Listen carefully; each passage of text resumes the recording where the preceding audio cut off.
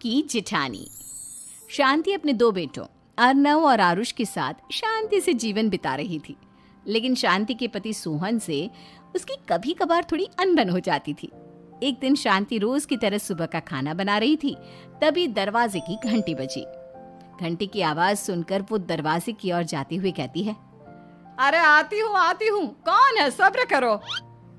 शांति दरवाजा खोलती है तो देखती है कि उसके जेठ मोहनदास सामने खड़े होते हैं। वो सक पकाकर अपना घूंघट करती है और पैर छूकर कहती है, आइए आइए जेठ जी। कैसी हो शांति? जी मैं तो बिल्कुल ठीक हूँ, सब आपकी मेहरबानी है भाई साहब। शांति और मोहनदास की बातें सुनकर शांति का पति सोहन और उसके दोनों बेटे बाहर आ जाते हैं।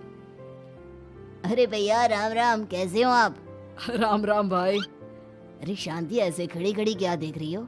चाय कॉफी कुछ लेकर आओ, भैया आए हैं।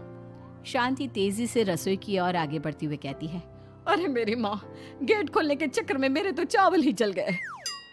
वो दौड़ी दौड़ी रसोई में जाती है और देखती है कि सारे चावल जल गए हैं। वो दोबारा चावल बनाने में लग जाती है। इतने में सोहन आवाज लगाता है, अरे शांति, तुम्हारे चावल का रोना खत्म हो गया हो तो चाय ले आओ। जी लाती हूँ अभी। शांति जल्दी जल्दी चाय बनाती है और मोहनदास को चाय देती है। सब एक दूसरे की खैर खबर पूछते हुए चाय पीते हैं। चाय खत्म होती ही मोहनदास शांति की ओर देखते हुए मजाक में कहते हैं, शांति, अब तुम्हारी चाय में दम नहीं रहा, अब हमें चाय बनाने वाली बदलनी पड़ेगी। ये कैसे मुमकिन होगा जेठ जी, घर और बाहर का सारा काम मुझे ही करना पड़ता है और कभी कभी जल्दी जल्दी के चक्कर में काम बिगड़ जाते हैं, जैसे आज चावल जल गए। अरे इसी का तो हल लेकर आया हूँ। मैंने रिश्ता देखा है अर्नव और आरुष के लिए। दोनों लड़कियाँ बहुत सुंदर और सुशील हैं। अगर आप दोनों इजाज़त दें तो बात करूँ आगे। सोहन और शांति रिश्ते की बात सुनकर कहते हैं, अब ठीक है, बात चलाइए ना भैया, पर पहले लड़की के बारे में कुछ बताइए तो सही। हाँ हाँ भाई साहब, लड़की कैसी है, परिवार कैसा है, कहाँ के रहने वाले हैं? देखो, परिवार तो बहुत अच्छा है, पर वे दोनों लोग बहुत गरीब हैं। दहेज में कुछ मिलेगा नहीं। अरे हमें दहेज में कुछ चाहिए भी नहीं, बस लड़की संस्कारी होनी चाहिए। एक लड़की तो पढ़ी लिखी है और शहर की रहने वाली है, पर दूसरी अपनी गरीबी की वजह से पढ़ न सकी और गांव में रहती है, लेकिन दोनों है बहुत खूबसूरत। अगर तुम सबको देखते ही पसंद ना आ जाए तो मेरा नाम बदल देना। हाँ, पर तो हम आके मूंद कर भरोसा कर सकते हैं भैया। आप आगे बात चलाइए, हम शादी करने को तैयार हैं। कुछ ही दिन में अर्नव और आरुष की शादी हो जाती है। आरुष की शादी अनपढ़ लड़की मंजरी से हो जाती है, जो कि बहुत भोली भी होती है, और अर्नव की शादी पढ़ी लिखी लड़की तनुजा से हो जाती है, जो कि घमंडी और चालू होती है। एक दिन मंजरी घर के काम कर रही थी कि अचानक शांति उसे आवाज लगाती है, बड़ी बहू, ओ बड़ी बहू, मंजरी जल्दी यहाँ आओ। मंजरी जल्दी जल्दी शांति के पास जाती है। बेटा मेरे पैर दबा दे, बहुत दर्द हो रहा है। जी माँ जी, बस बर्तन धोकर आती हूँ। अरे बैठ यहाँ, मेरे पैर में बहुत तेज दर्द हो रहा है, बर्तन छोटी बहू धो लेगी। मंजरी शांति के पैर दबाने लगती है तो शांति तनुजा को आवाज लगाती है, छोटी बहू, ओ छोटी बहू। तनुजा थोड़ी देर से आराम से चलकर आती है। जी माँ जी, आपने बुलाया मुझे? आपको कोई काम था क्या? तू कुछ काम कर रही है या? शांति की बात काटते हुए तनुजा बोलती है, कुछ नहीं माँ, फोन पर अपने घर पर बात कर रही थी। अरे बाद में बात करियो अपने घर वालों से, पहले जाके बर्तन धो ले। तनुजा मुंह बनाते हुए अपनी जिठानी की ओर देखती है और मन ही मन कहती है, ये महारानी वहां बैठी है, ये नहीं कि बर्तन धो ले। मैंने इतनी पढ़ाई बर्तन धोने के लिए की थी क्या? तनुजा दांत पीसकर वहां से चली जाती है। अगले दिन सब दफ्तर चले जाते हैं, तभी डाकिया चिट्ठी लाता है। शांति चिट्ठी लेकर मंजरी से कहती है, बड़ी बहू, जरा छोटी बहू को बुलाना, एक चिट्ठी आई है। मेरी तो आंखें कमजोर है तो मुझसे पढ़ा नहीं जाएगा। मंजरी तनुजा के पास जाकर कहती है, तनुजा, तुम्हें माँ जी बुला रही हैं। मुझ पर हुक्म मत चलाओ, काम बताओ काम। अरे मैंने तुम पर कहाँ हुक्म चलाया, और हुक्म चला भी दूंगी तो क्या हुआ, तुम तो मेरी छोटी बहन की तरह हो ना। तुम जैसी अनपढ़, जाहिल और गांव की गवार मेरी बहन नहीं हो सकती। बेचारी मंजरी तनुजा की बात सुनकर अपना सा मुंह लेकर रह गई। कोई चिट्ठी आई है, माँ जी तुमसे पढ़वाना चाहती है, बस इसलिए बुला रही हैं। मुंह टेढ़ा करके तनुजा मंजरी का मजाक बनाती हुए कहती है, अनपढ़ कहीं की। तनुजा का ऐसा बर्ताव देखकर बड़ी बहू बहुत दुखी होती है। तनुजा को अपनी पढ़ाई का घमंड इतना हो गया कि अब वो घर के कोई काम नहीं करती और अपनी जिठानी का मजाक बनाती रहती। तनुजा का ये बर्ताव अब उसकी सास को भी नजर आने लगा था।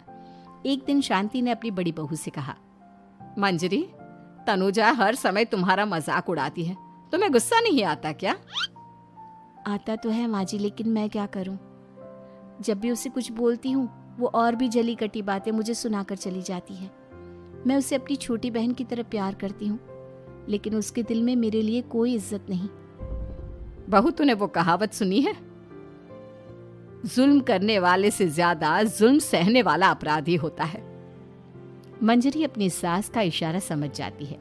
वो अपनी देवरानी को सबक सिखाने की ठान लेती है और एक दिन शांति अपनी दोनों बहुओं के साथ बैठी थी तो शांति अपनी बड़ी बहू से पूछती है, अरे बहू, शाम होने को है, कुछ सोचा है क्या बनेगा खाने में? माँ जी, मेरे तो सर में बहुत दर्द है आज। मेरी प्यारी देवरानी ही कुछ अंग्रेजी खाना बनाकर खिलाएगी। सुना है पढ़े लिखे लोग अंग्रेजी खाना बहुत अच्छा बनाते हैं, क्यों तनुजा? इतना कहकर मंजरी अपनी सास की ओर देखकर मुस्कुरा दी। तनुजा अपनी तारीफ सुनकर बहुत खुश हो गई। इतने में शांति कहती है, यह तो सच बात है छोटी बहू, ये तो मैंने भी सुना है। हम भी पक गए हैं बड़ी बहू के हाथ का खाना खा खा कर। तनुजा, तुम्हारी माँ भी तो तुम्हारे खाने की बहुत तारीफ करती हैं।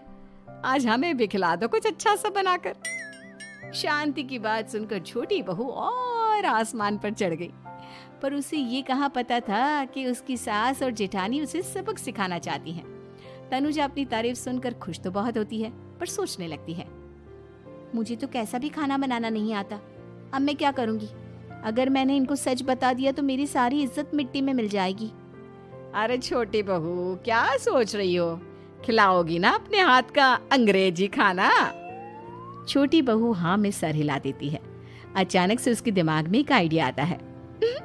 मैं इंटरनेट से देखकर कुछ बना लेती हूँ, मेरी वाहवाही पूरे घर में हो जाएगी। मुझे कौन सा रोज रोज बनाना है। माँ जी, आज आप सबको ऐसा खाना खिलाऊंगी कि।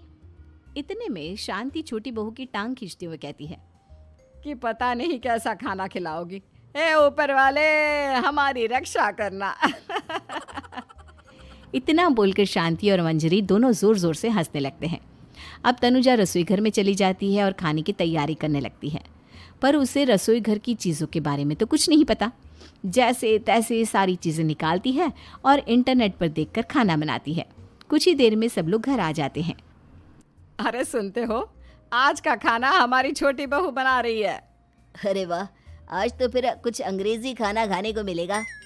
कुछ ही देर में खाना बन जाता है तो छोटी बहू सबका खाना लगा देती है। इतने में बड़ी बहू कहती है, क्या बात है देवरानी जी, आज तो बहुत अच्छी खुशबू आ रही है। ये बात तो सही कही बड़ी बहू तूने, खुशबू तो अच्छी है। ऐसी खुशबू तो मेरे खाने में भी नहीं आती। सब मिलकर छोटी बहू की बहुत तारीफ करते हैं और छोटी बहू 7वें आसमान पर बैठ जाती है। अब सभी खाना खाते हैं। जल्दी जल्दी दो, अब तो मुंह में पानी आ रहा है। हाँ, मुझसे भी नहीं रुका जा रहा। जैसे ही सोहन एक निवाला खाता है तो उसकी आंखों से पानी आने लगता है।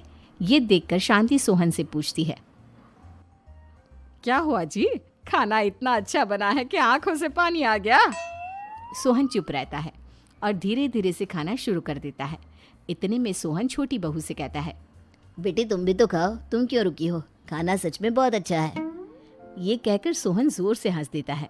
फिर सब खाना खाने लगते हैं, लेकिन खाने में नमक और मिर्च तेज हो गई थी। तनुजा से कोई कुछ नहीं बोलता, बल्कि उसे भी खाने को कहते हैं। जैसे ही छोटी बहू खाना खाती है वो पानी पानी कहकर चिल्लाती है, पानी, इसमें तो पानी। ये खाना तो सच में इतना अच्छा बना है कि हमारे साथ साथ देवरानी जी भी इसके स्वाद को कभी नहीं भूल पाएंगी। सही कहा बहू। तनुजा को अपनी गलती का एहसास हुआ और उसने अपनी सास से कहा, माँ जी ये मेरी गलती नहीं है, इंटरनेट पर दिखाया था कि 4 चम्मच नमक और मिर्च डालने हैं। अब मंजरी को भी मौका मिल गया और उसने तनुजा पर तंज कसा। नाच न जाने आंगन टेढ़ा, हर जगह अपनी पढ़ाई दिखाती हो, दूसरों का मजाक उड़ाती हो। अब पता चला ना, हर चीज़ में पढ़ाई काम नहीं आती। और तुम तो शहर में रही हो, तुम्हें तो मुझसे भी अच्छा खाना बनाना आना चाहिए ना। बेटा, अगर तूने ठीक से सब सीखा होता तो आज तुझे शर्मिंदा नहीं होना पड़ता। बात शहर या गांव की नहीं होती। मंजरी गांव से आई है, लेकिन उसे घर का काम करना और खाना बनाना सब अच्छी तरह से आता है।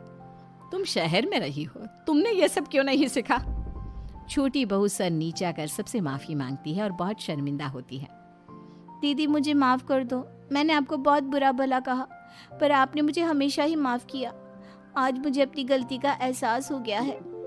अब दोनों बहुएं मिलकर घर का काम करने लगी और एक दूसरे को अपने गुण बांटने लगी। मंजरी ने अपनी देवरानी को खाना बनाना और घर का काम करना सिखाया, वहीं तनुजा ने भी अपनी जिठानी को पढ़ना लिखना सिखाया। शांति और सोहन ऐसी बहुएं पाकर बहुत खुश थे।